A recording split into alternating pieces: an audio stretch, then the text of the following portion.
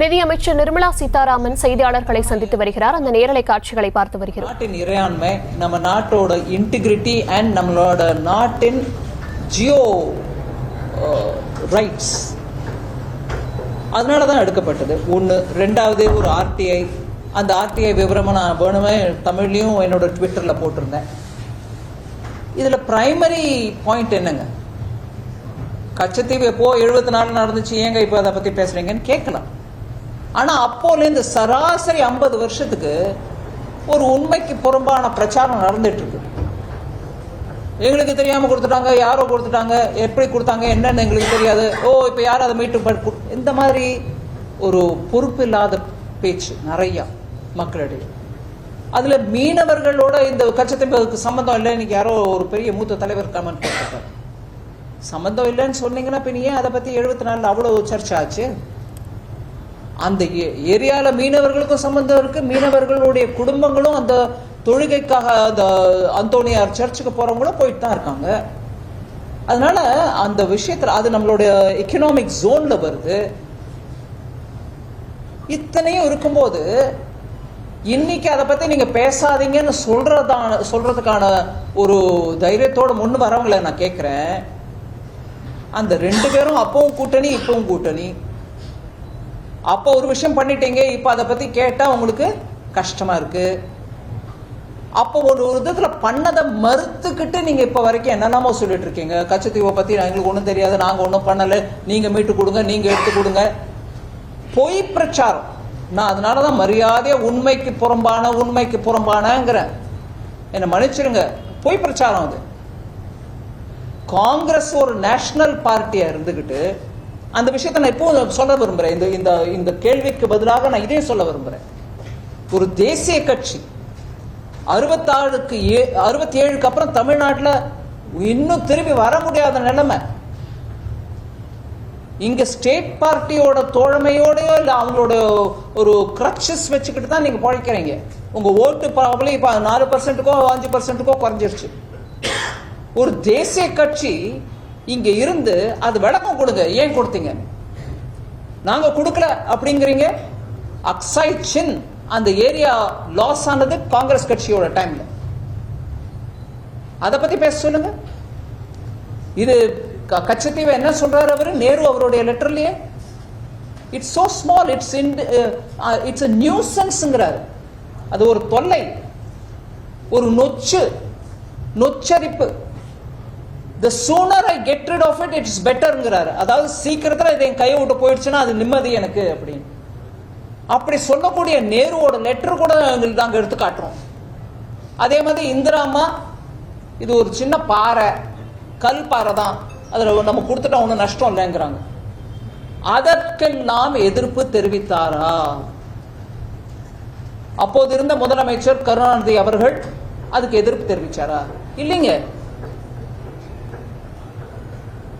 அதனால அப்போ எதிர்ப்பு தெரிவிக்கல, அதுக்கப்புறம் பொய் பிரச்சாரம் பண்றீங்க.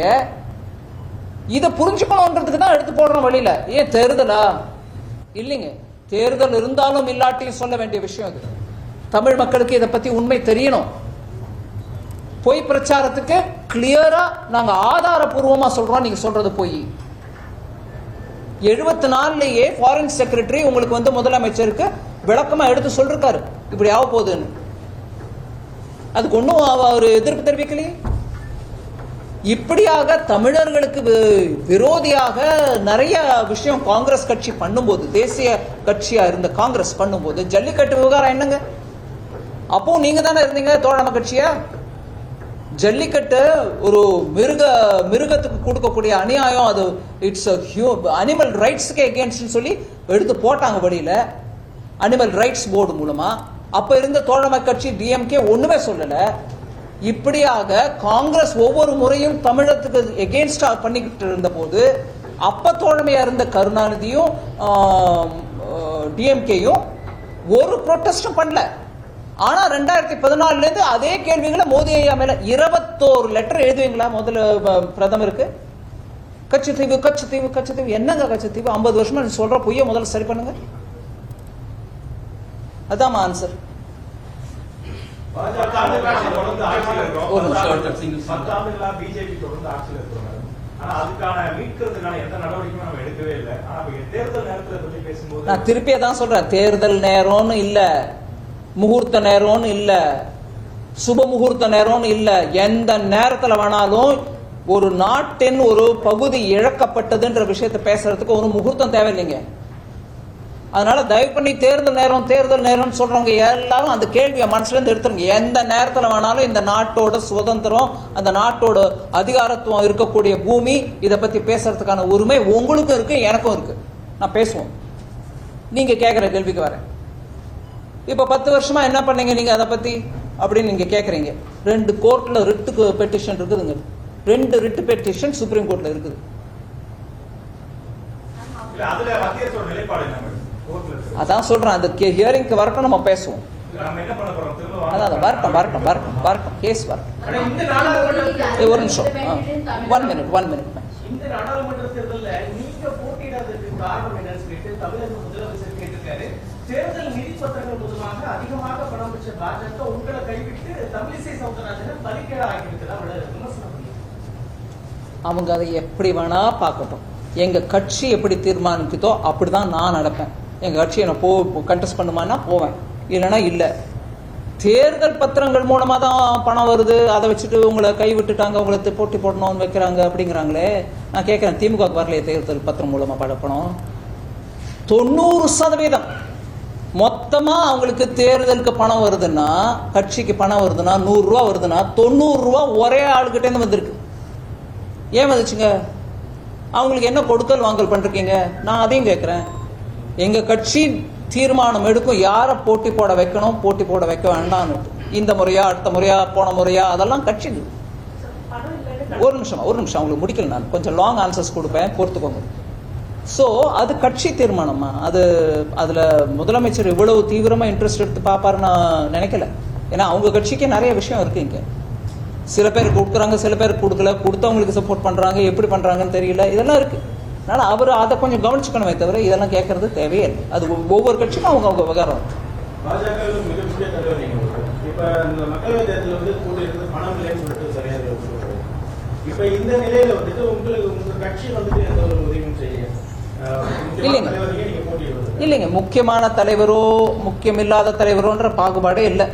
எல்லாரும் கட்சி தொண்டர்கள் தான். நானும் அதுல கட்சியில ஒரு தொண்டன் தான். என் கட்சி எப்ப தீர்மானிக்குமோ அப்பதான் நான் போட்டிக்கு வருவேன். அதுதான் விஷயங்க.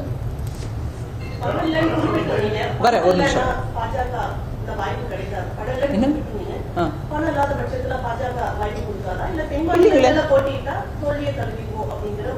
அப்படி இல்லைங்க.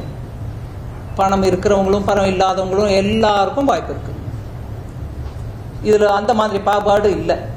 ஒண்ணு. ரெண்டாவது, ஏன் பின்ன நிறைய ஒவ்வொரு 23 கேண்டிடேட்ஸ் நாங்க போட்டிருக்கோம் எங்களோட சின்னத்துல. அதை தவிர தோழமை கட்சி எல்லாம் கூட இருக்குது. கண்டெஸ்ட் பண்ணாமலா இருக்கும். இதுக்கு முன்னாடி பொன்னாரையா ஜெயிக்கலையா? சிபி ராதாகிருஷ்ணன் அவர்கள் ஜெயிக்கலையா? செய்திகளை உடனுக்குடனும் துல்லியமாகவும் தெரிந்து கொள்ள சப்ஸ்கிரைப் பண்ணுங்க.